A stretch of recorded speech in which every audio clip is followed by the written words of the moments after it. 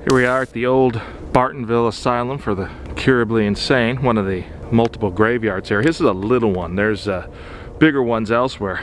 But here, it's the final resting place of its probably most famous resident. That's Old Book. His marker, a lot nicer than these other anonymous markers. That's because people heard of his story. Some historians decided to put in a new marker for him.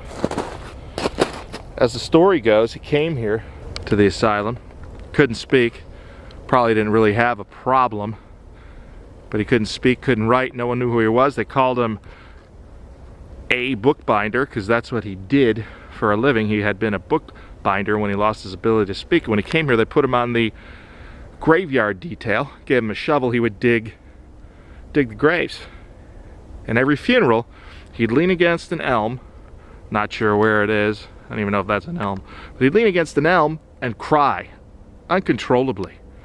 And it was quite touching to those on the staff who would witness this all the time, that he poured his heart out for every person buried. Eventually, Book went the way of all of us, and it's time for his funeral. And as George Zeller, the reformer who ran the asylum, presided, the workers went to lower Book's casket into the open grave. They pulled hard on the straps and boom! The casket flew into the air like it was an eggshell with nothing in it, and it landed face up on the ground. They looked over to the elm where they heard wailing, the same elm that Book always used to be at, and there was Book, or an apparition thereof, wailing, screaming, and sobbing, so the story goes.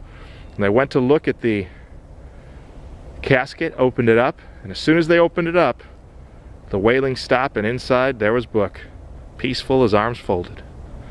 And that sounds like one of those crazy ghost stories, but that's the story that Zeller told.